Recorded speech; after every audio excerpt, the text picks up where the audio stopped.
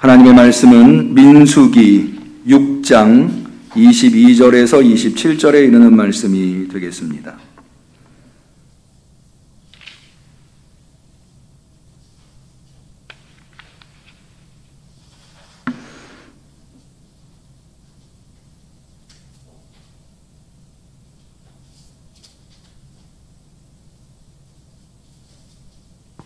성령강림절 16번째 주일에 특별히 추석이 들어있는 9월 첫째 주일을 맞이하여 사모하는 마음으로 대면으로 비대면으로 주 앞에 나와 예배드리는 우리 성도들에게 하나님께서 복된 말씀으로 주신 민수기 6장 22절에서부터 27절까지의 말씀을 우리 마음에 받는 의미로 소리를 내어서 자기 목소리가 자기 귀에 들릴 정도로 소리를 내어서 같이 받들어 읽도록 하겠습니다.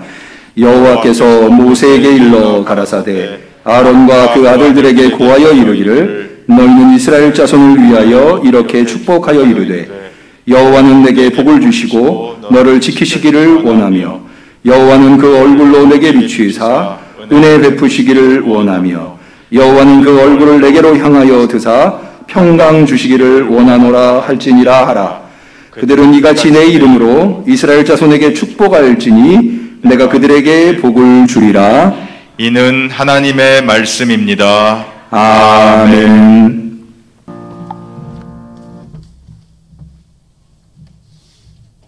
아멘. 새 달이 시작되었습니다.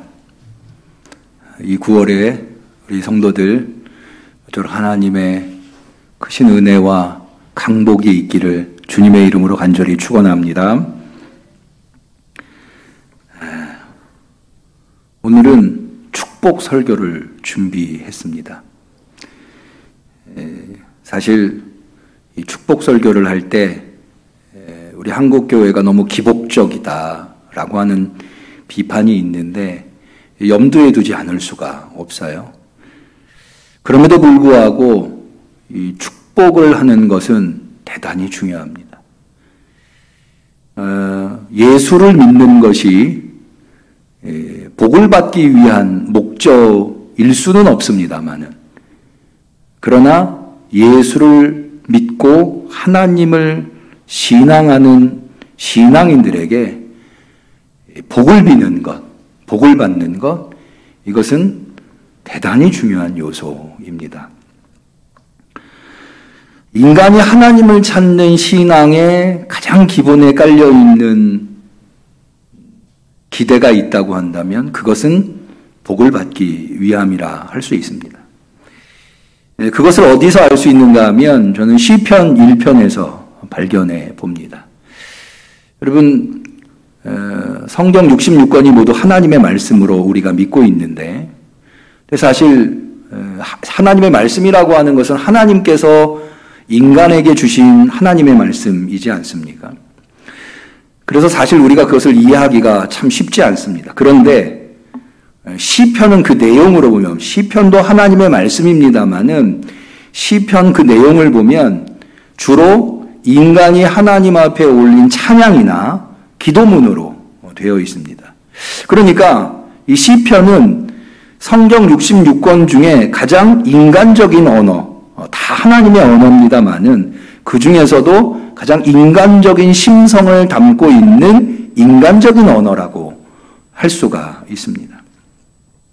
그런데 우리 시편에는 모두 150개의 시편이 있습니다.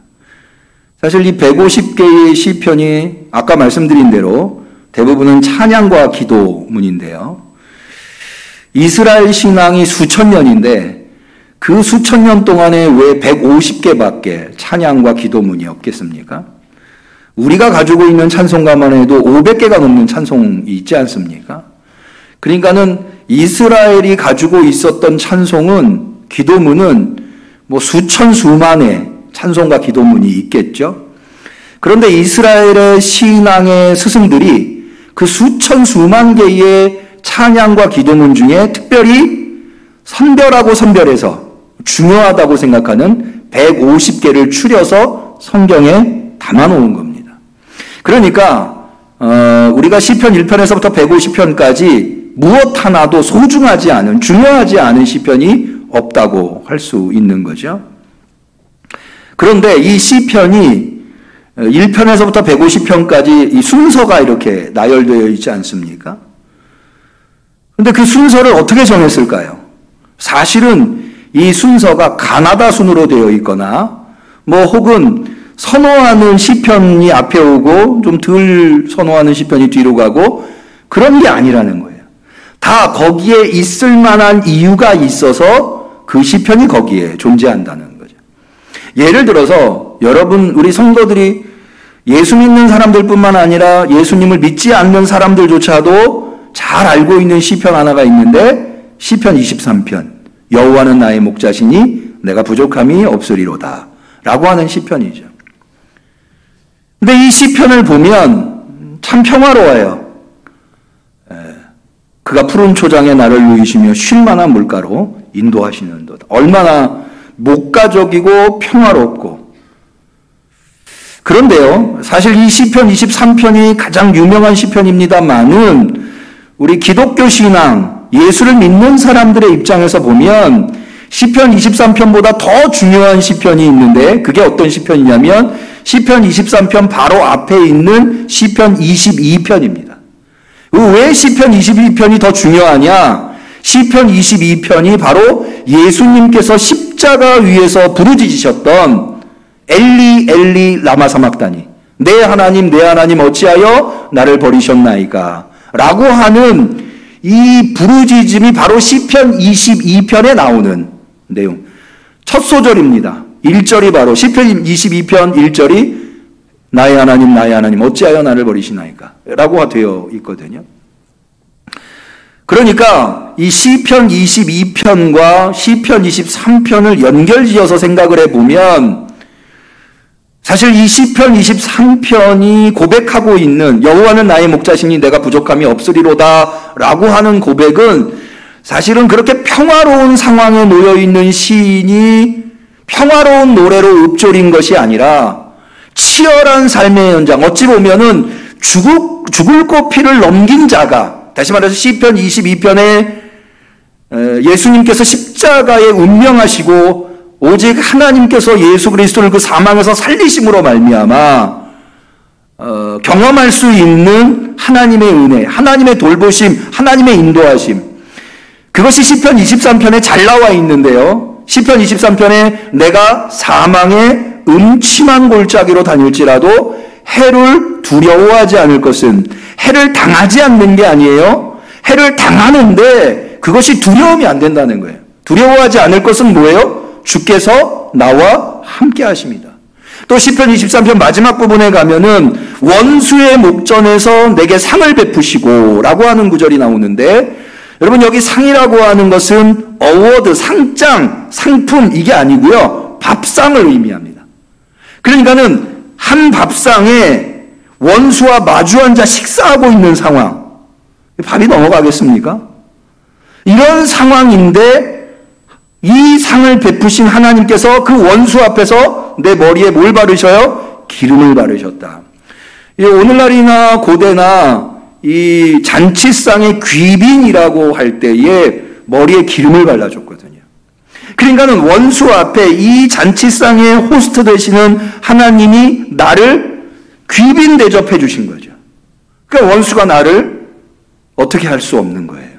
그 잔치상에 와 있는 한. 그러니까 이 삶의 치열한 현장, 매일매일이 죽을 고피를 넘겨야 하는 이 삶의 현장에서 하나님이 이 시인을 붙들어 주심으로 말미암아 여호와는 나의 목자시니 내가 부족함이 없으리로다 라고 고백을 하고 있다는 거죠.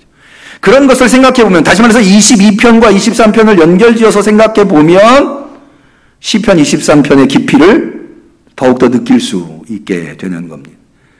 제가 강조하려고 하는 부분은 뭐냐 하면 시편 하나하나가 그냥 아무렇게나 배열되어 있는 것이 아니라 다 거기에 있을 만한 이유가 있기 때문에 거기에 있다는 거죠. 그렇다면 여러분 앞서 말씀드린 대로 이스라엘의 찬양이 수천 수만 가지고 기도문이 수천 수만 가지인데 그 중에서 150개를 추릴 때 그 중에 가장 중요한 것 중에 중요한 것, 베스트 오브 베스트의 시편은 어디에다 놓을까요? 아마도 맨 앞에다 놓겠죠. 그러니까 이렇게 생각해 보면 시편 1편의 무게감은 결코 가볍지 아니하다.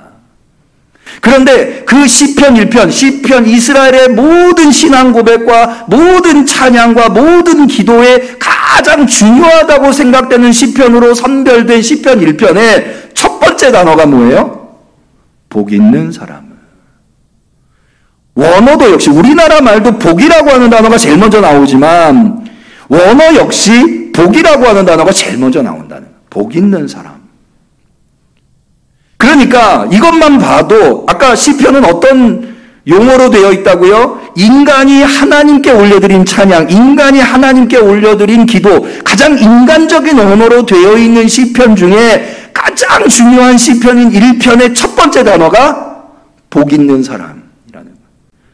그러니까는 인간이 하나님을 찾는 그 신앙 안에 가장 기초에 있는, 가장 근본에 있는 건 뭐예요? 복 있는 사람이 되고 싶은 거예요. 하나님을 찾아 나온 우리 성도들, 대면으로 비대면으로 예배드리는 우리 성도들 모두에게 하나님의 강복이 있으셔서 복이 내려오는 걸, 하나님이 복을 내려주시는 걸 강복. 사실은 우리가 축복이라는 용어를 많이 쓰는데 하나님의 축복. 정확하게 따지면은 하나님의 축복은 말이 좀, 왜냐면은 빌축자의 복복자잖아요. 하나님이 우리에게 복을 빌어주신다는 것은 좀 잘 말이 안 되죠. 그래서 저는 이게 어떤 의미로 사용되는지 충분히 알면도 불구하고 그게 이때까지 관습으로 자리 잡아 굳혀 있지만 강복이라고 하는 말을 좀 더 선호하려고 사용하려고 애쓰고 있는데 하나님께서 우리 응암교회 성도들에게 강복하셔서 복 있는 사람이 되시기를 축원합니다.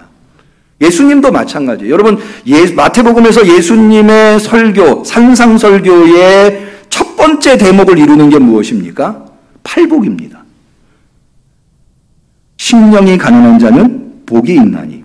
우리 성경에는 심령이 가난한 자라고 되어 있지만 원어 성경에는 복 있는 사람은 심령이 가난한 자다 이렇게 돼요. 거기도 역시 복이라고 하는 단어가 처음으로 나온다고 하는. 이런 걸 생각해 보면 신앙인으로서 물론 예수 믿고 복 받으려고 복을 비는 것, 복이 목적이 되는 것은 옳지 않아요. 그것은 건강한 신앙이라고 할 수 없고 건전한 신앙이라고 할 수 없고 그러나 예수를 믿는 우리들이 하나님한테 복을 비는 것, 축복하는 것은 이거는 마땅히 우리에게 주어진 권리다라고 할 수가 있는 거죠. 여러분 선지자들도 이스라엘 유대인들을 아주 신랄하게 비판합니다. 그들의 범죄상, 그들의 지도자들이 얼마나 타락해 있는가, 또 신앙인이 얼마나 잘못된 예배를 드리고 있는가에 대해서 이사야로부터 말라기에 이르기까지 아주 신랄하게 비판을 하죠. 그런데요, 그렇게 아무리 비판을 하는 선지자들도 어느 대목에 가면 이스라엘 백성을 축복해줘요. 언제 축복해 주느냐? 봤더니 이스라엘이 고난 속에 놓여 있을 때. 예를 들어서 이사야 같은 경우 이사야서도 제1 이사야, 제2 이사야, 제3 이사야로 나누는데 제1 이사야는 주로 하나님의 심판이 선포되어 있어요. 그런데 이사야서 40장으로 넘어오면 여기서부터 제2 이사야인데 이사야서 40장으로 넘어오면 갑자기 분위기가 바뀌어서 백성을 위로하라고 하나님이 이사야에게 명하십니다. 이사야서 40장 1절에 보면 너희 하나님이 가라사대 너희는 위로하라 내 백성을 위로하라. 왜 하나님께서 갑자기 심판을 그렇게 심각하게 비판하던 유대인들을 위로하라고 말씀하시는가? 그것은 지금 유대인들이 바벨론의 나라를 잃고 바벨론의 포로로 끌려와서 40년 동안 포로 생활을 하느라고 온갖 고초를 겪으면서 희망마저 사라져 버렸을 때 하나님은 그들을 위로하기 위해서 그들을 위로하시고 희망을 선포하시고 복을 선포하고 계시다고 하는 거죠. 여러분 오늘 우리는 어떤 삶 속에 살고 있습니까? 잘 되는 삶인가요? 물론 그런 분들도 계시겠지만 코로나 팬데믹으로 인해서 전 세계가 지금 신음하고 있지 않습니까? 그런 상황 속에 놓여 있다면 하나님은 아마 복을, 강복을 해주시는 분이 아니실까. 더 나아가서 여러분, 예수님께서 왜 십자가를 지셨나요? 예수님께서 왜 그 모진 고초를 당하셨나요? 그것은 우리로 복된 사람을 만들기 위함이라고 할 수 있습니다. 이사야서 53장 5절, 예수님의 십자가에 대해서 예언하고 있는 말씀이죠. 이렇게 기록하고 있습니다. 그가 찔림은 우리의 허물을 인하며 그가 상함은 우리의 죄악을 인함이라. 그가 징계를 맞음으로 우리가 평화를 누리고 그가 채찍에 맞음으로 우리가 나음을 입었도다. 할렐루야. 예수님이 왜 찔렸어요? 우리의 허물을 덮어주시기 위해서. 예수님이 왜 상하셨어요? 우리의 죄를 용서해 주시려고. 예수님이 왜 징계를 받으셨어요? 우리에게 평화를 주시려고. 예수님이 왜 채찍에 맞으셨어요? 우리가 나음을 얻게 하시려고. 할렐루야. 그러니까 예수님께서 십자가의 그 모진 고통을 감당하신 이유는 바로 우리가 복된 존재로 살아가게 하시려고. 그래서 우리가 아까 찬송가 205장 예수 앞에 나오면 찬양했죠? 예수 앞에 나오면 모든 죄 사하고 주의 품에 안기어 편안히 쉬리라. 우리 주만 믿으면 모두 구원 얻으며 영생복락 면류관 확실히 받겠네. 할렐루야. 복을 주시기 위함이라는 거예요. 저는 우리 응암교회 성도들은 더욱더 복을 받아야 되는 성도라고 생각을 합니다. 왜 그런가 하면 우리는 새 성전을 하나님의 은혜로 건축했잖아요. 여러분, 이스라엘도 어려운 상황 속에서 성전을 건축한 적이 있어요. 이스라엘의 성전 건축은 모두 3번이 이루어지는데요. 한 번은 솔로몬 시대에, 그래서 솔로몬 성전이라고 하고, 두 번째는 바벨론 포로에서 돌아와서 성전을 건축한 수룹바벨 성전이라고 합니다. 세 번째는 예수님 시대에 헤롯이 백성들의 유대인들의 환심을 얻기 위해서 지은 성전, 헤롯 성전이라고 합니다. 그런데 가장 어려운 시기에 성전을 지었던 인물이 바로 수룹바벨. 왜냐하면 포로에서 돌아온 사람들이, 노예들이 돌아와서 지은 성전. 사실은 성전을 지을 상황이 아니었어요. 자기들 먹고 살기도 힘들었어요. 그런데 그런 상황 속에서 성전 건축을 한 거예요. 그래서 학개에 보면, 이 시대를 다룬 것이 학개스가랴인데 학개 2장에 보면 하나님이 이런 말씀을 하세요. 너희는 오늘부터 이전을 추억하여 보라. 여기 이전이라고 하는 것은 성전을 추억하여 보라는 게 아니라 이전에, 예전에 어떠했는가, 성전을 짓기 전에 어떠했는가, 곡식종자가 오히려 창고에 있느냐, 포도나무, 무화과나무, 석류나무, 감람나무에 열매가 맺지 못하였느니라. 성전을 짓기 전에는 먹고 살기 힘들었다는 거예요. 열매가 없어서. 그런데 성전을 짓기 시작할 때부터 어떻게 되냐? 그러나 오늘부터는 내가 너희에게 복을 주리라. 할렐루야. 그 어려운 상황 속에서 성전을 지어야 되기 때문에 하나님께서는 그 성전을 지어야 할 성도들에게 복을, 이제까지는 힘들었지만 성전을 짓는 너희들에게 내가 복을 주리라. 이렇게 말씀하고 계시다는 거죠. 우리 응암교회가 그러지 않았습니까? 사실 우리 응암교회 성전 건축이 얼마나 힘들고 어려운 상황 속에서 이루어졌는지 우리가 잘 알잖아요.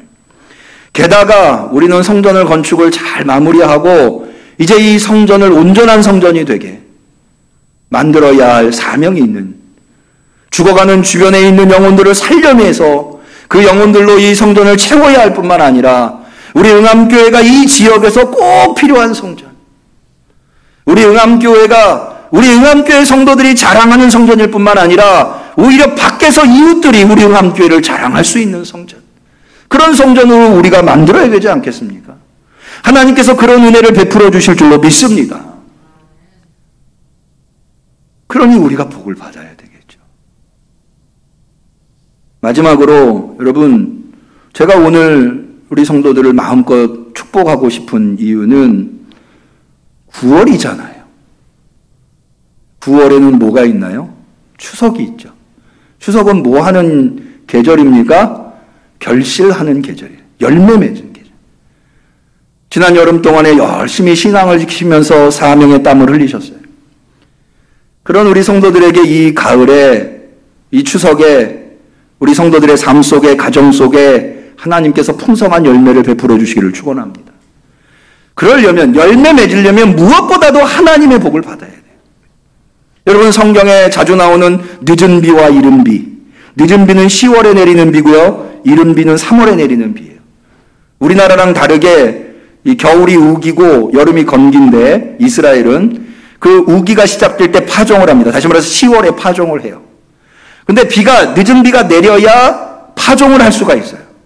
그리고 3월에 내리는 이른 비가 내려야 추수를 할 수가 있어요.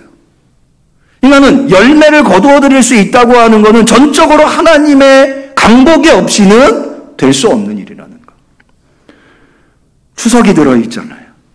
게다가 오늘은 9월 첫째 주잖아요. 물온배소하고 여러분들을 축복합니다. 여러분들이 이 가을에 많은 열매를 맺어 하나님께 영광 올려드릴 수 있도록 하나님께서 여러분들에게 한량없는 복을 베풀어 주시기를 축원합니다. 제가 여러분들을 축복하면서 선택한 본문이 바로 민수기입니다.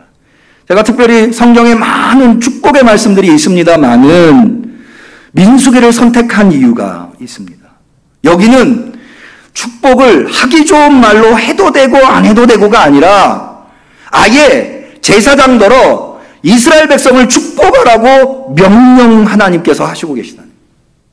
다시 한번 보실까요? 22절에 여호와께서 모세에게 일러 가라사대 아론과 그 아들들에게 고하여 이르기를, 여기 아론과 그 아들들이라고 하는 것은 제사장 가문을 이야기합니다. 그러니까는 제사장들에게 이르기를 너희는 이스라엘 자손을 위하여 이렇게 축복하여 이르되, 이렇게 축복해라. 거기 세 가지 축복이 나옵니다. 첫 번째는 여호와는 내게 복을 주시고 너를 지키시기로. 두 번째, 여호와는 그 얼굴로 내게 비추사 은혜 베푸시기를. 세 번째, 여호와는 그 얼굴을 내게로 향하여 드사 평강 주시기를, 샬롬 주시기를. 여러분, 이스라엘에게 샬롬이라고 하는 개념은요, 물질의 축복도 샬롬이고요, 또 질병이 낫는 것도 샬롬이고요, 계획한 일들이 잘 되는 형통한 일도 샬롬이에요. 좌우지간에 인간이 살아가면서 이 땅에서 필요한 모든 복들을 한마디로 얘기해서 샬롬이라고 말합니다. 하나님께서 복을 베풀어 주시고 은혜를 베풀어 주시고 샬롬을 베풀어 주시기를 축복하라는 거예요. 27절, 그들은 이같이 내 이름으로, 여호와의 이름으로 이스라엘 자손에게 축복할지니 내가 그들에게 복을 주리라. 그러니까 이 말씀에 의하면 제사장, 오늘날 제사장의 역할을 하고 있는 목회자, 목사, 뭐 해야 되는 사람이냐? 축복해야 되는 사람이에요. 그러니까 저는 오늘 여러분들을 제 힘껏 축복하고 싶습니다. 우리 성도들 축복합니다. 만복이 하나님으로부터 우리 성도들에게 임하시기를 축원합니다. 도대체 왜 하나님은 축복을 명하시는가? 이 민수기에 나와 있는, 즉 민수기 6장 22절에서 27절에 제사장들에게 이스라엘 자손을 축복하라고 하는 명령을 내리는 것을 보면, 특별히 민수기에서 나오는 하나님이 이스라엘을 축복하시는 것을 보면 하나님의 중심을 알 수가 있어요. 하나님이 얼마나 이스라엘을 복된 민족으로 삼으시려고 하는가를 알 수가 있어요. 자, 이 민수기는요, 우리나라 말로 민수기, 이 제목은 백성민자의 숫자, 백성의 수를 계수하는 책이다. 그래서 민수기예요. 이거는 왜 이렇게 이름이 붙여졌는가 하면 실제로 민수기 1장에서 4장까지 26장에 백성들의 수를 계수하고 그 결과를 이야기하고 있어요. 그런데 원래 이 민수기의 원래 제목은 뭐냐면 광야에서예요. 광야에서. 원래 각 책에 1000마디가 제목이 되거든요. 이 민수기의 시작이 광야에서라고 되어 있어요. 그러니까 실제로 이 민수기는, 여러분, 출애굽기는 이스라엘이 애굽에서부터 나온 이야기를 하고 있잖아요. 레위기는 그렇게 나온 이스라엘이 시내산에서 하나님으로부터 계명을 받는 이야기예요. 특별히 제사와 제의와 관련된 이야기예요. 그 다음에 이 민수기는 시내 산을 떠나 40년 광야 생활을 하고 모압 평지에 이르는 때까지를 기록하고 있는, 실제로 광야 생활 40년을 기록하고 있는 게 민수기예요. 그래서 여러분이 잘 아시는 광야에서 가장 대표적인 사건이 뭐냐면 가데스 바네아에서 모세가 12명의 정탐꾼을 가나안 땅에 보내잖아요. 그때 돌아온 사람들 중에 여호수아와 갈렙을 제외하고는 다 부정적인 이야기를 하죠. 왜 이스라엘이, 사실은 출애굽한 이스라엘이, 출애굽 1세대들은 대단한 저력을 가지고 있었던 사람들이었어요. 그들은 애굽이라고 하는 데에서 애굽을 무너뜨리고 애굽의 권력과 맞서 싸워서 이겨서 애굽 땅을 탈출한 사람들이에요. 이 사람들이 간단한 사람들이 아니에요. 여러분, 오늘날 세계에서 최강국을 미국이라고 보지 않습니까? 그래서 아프간에서 미군이 철수하자 아프간이 혼돈에 빠져들고, 그런데요, 오늘날 미국이 가지고 있는 이 영향력보다 비교도 할 수 없을 정도로 고대의 중동 지역에서 애굽이 가지고 있었던, 이집트가 가지고 있었던 영향력은 어마어마했어요. 그래서 하나님께서 모세에게 나타나셔가지고 직접 너 바로에게 가라라고 했을 때 모세가 뭐라고 하나님한테, 감히 하나님한테 뭐라고, 내가 누구간데, 하나님이 보내시더라도 바로라는 사람이 얼마나 대단한 사람인데 난 만날 수도 없을 거다. 그 사람이 누군데, 그가 가지고 있는 권력이 얼만데 이스라엘을 도와주겠냐. 하나님 앞에서, 하나님이 하시는 말씀인데 그만큼 막강한 힘을 가지고 있었던 것이 애굽이었고 바로였다는 거죠. 그런 자들한테서, 그런 나라에서, 그런 왕한테서 승리를 거머쥐고 애굽을 탈출하여 나온 사람들이 출애굽 1세대예요. 그들은 대단한 저력을 가지고 있었던, 그들은 하나님의 은혜를 경험했죠.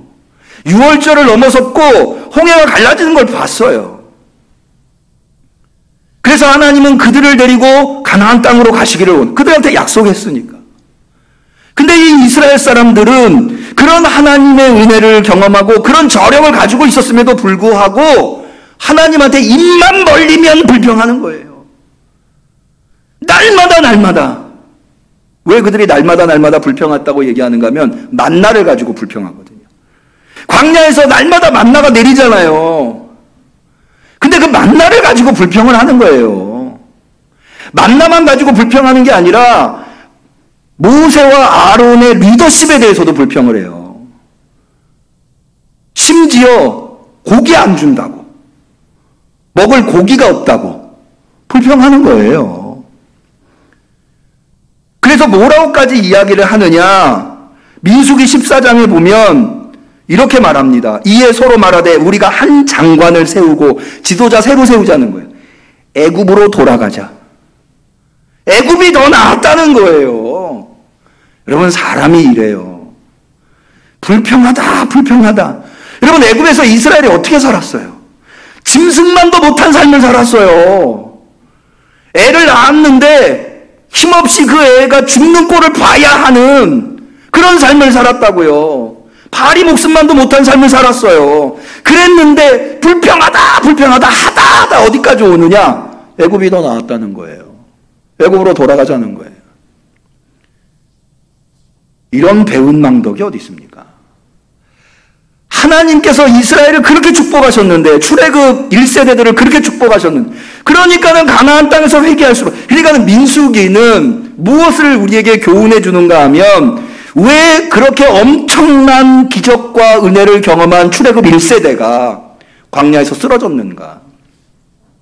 이것을 우리한테 이야기를 해주고 있어요.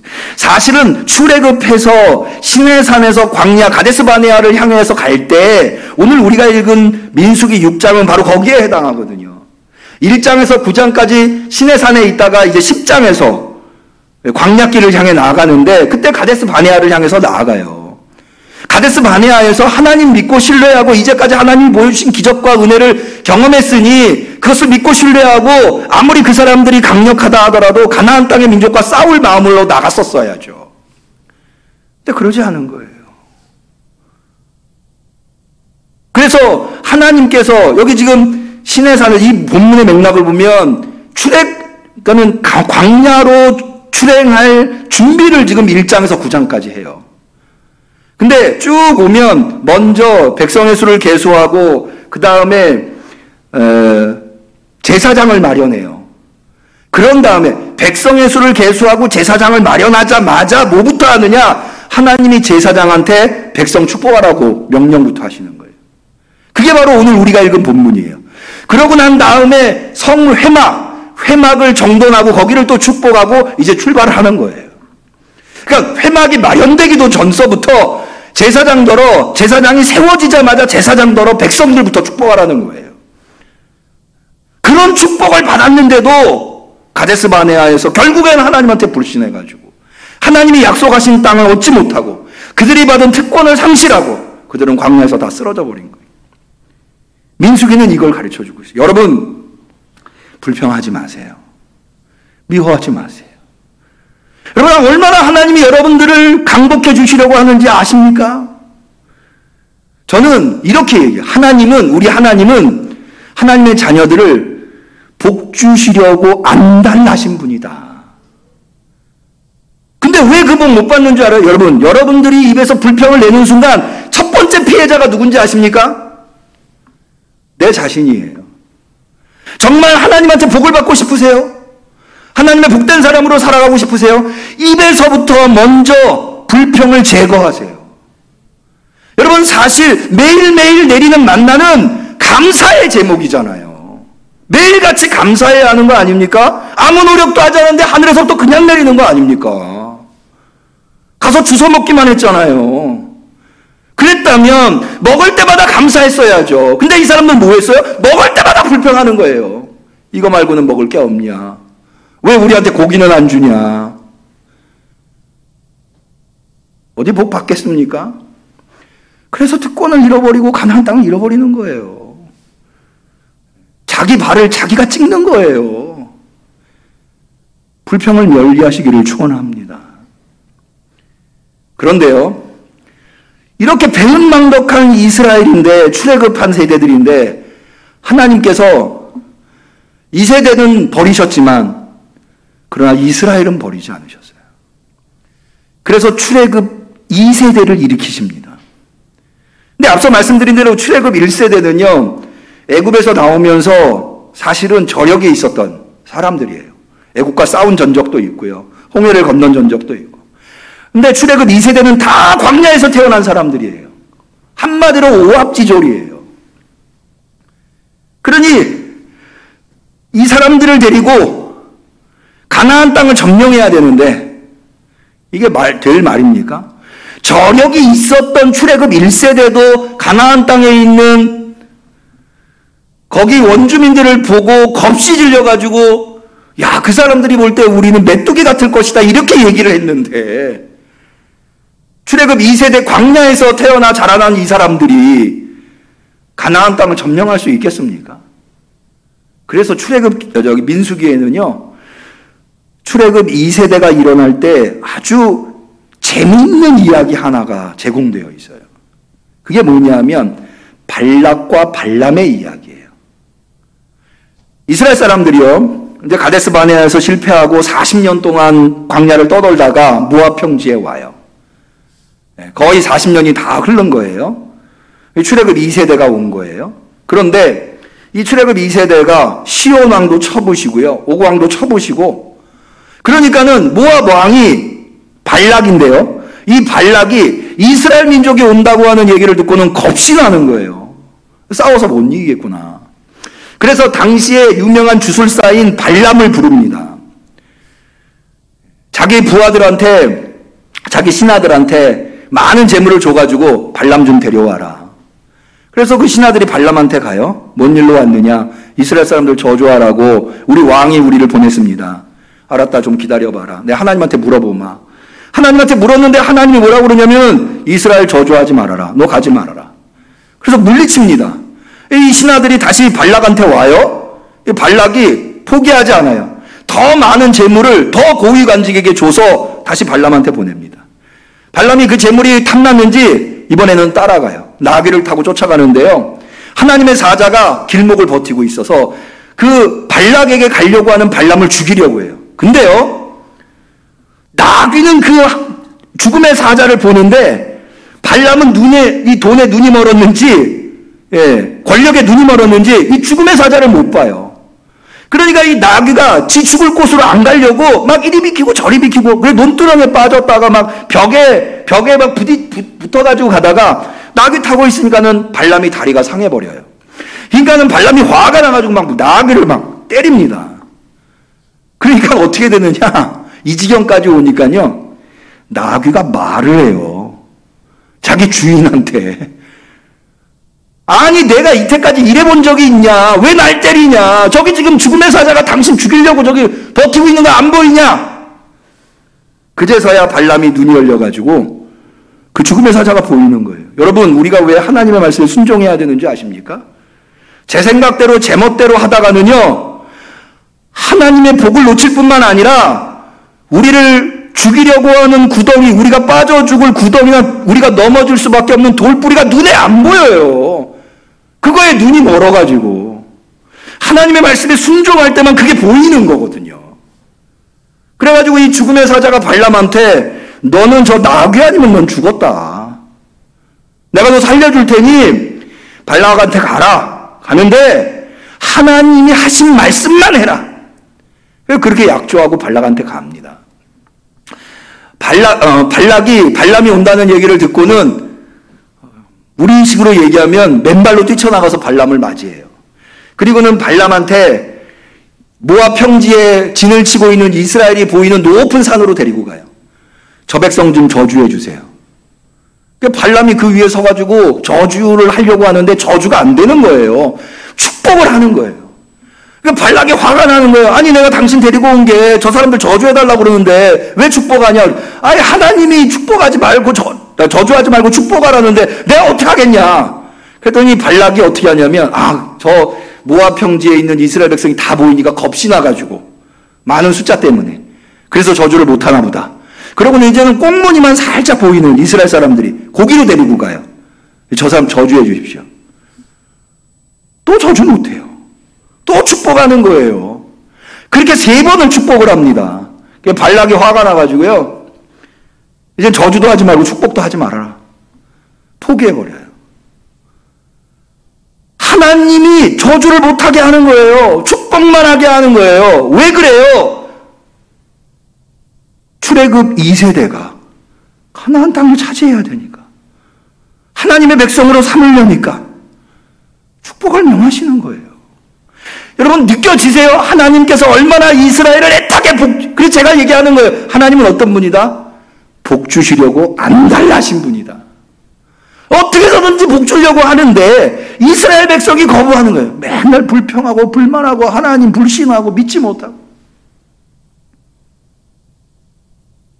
그래서 이 민수기의 축복이 특별한 축복입니다. 여러분, 9월 첫째 주입니다. 저 여러분들을 많이 축복해 주고 싶어요. 제가 지금부터 축복을 선포할 텐데요, 아멘으로 받으시기를 바라요. 건강하시기를 축복합니다. 질병이 다 사라지시기를 축복합니다. 뼈가 견고하게 되기를 축복합니다. 세포가 살아나기를 축복합니다. 암덩어리가 사라지기를 축복합니다. 우울증과 정신적인 질병이 다 사라지기를 축복합니다. 가정의 축복을 받으시기를 축원합니다.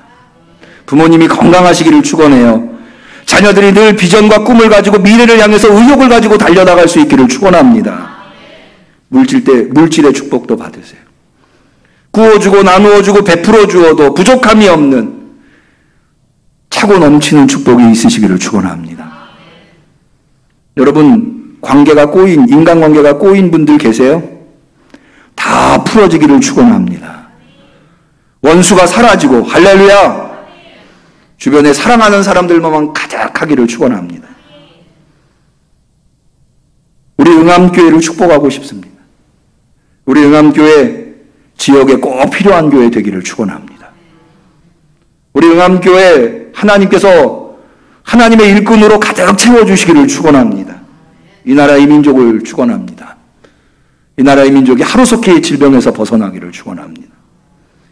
지도자들이 입술로만 백성을 위하는 것이 아니라 하나님의 뜻을 받들어서 이 나라를 잘 이끌어가기를 축원합니다. 경제가 살아나기를 축원합니다. 기도하겠습니다. 하나님 아버지, 주님께서 이 종에게 하나님의 사람들을 축복하라고 명하셨기에 결실을 맺어야 하는 이 9월의 첫째 주에 우리 성도들을 축복합니다.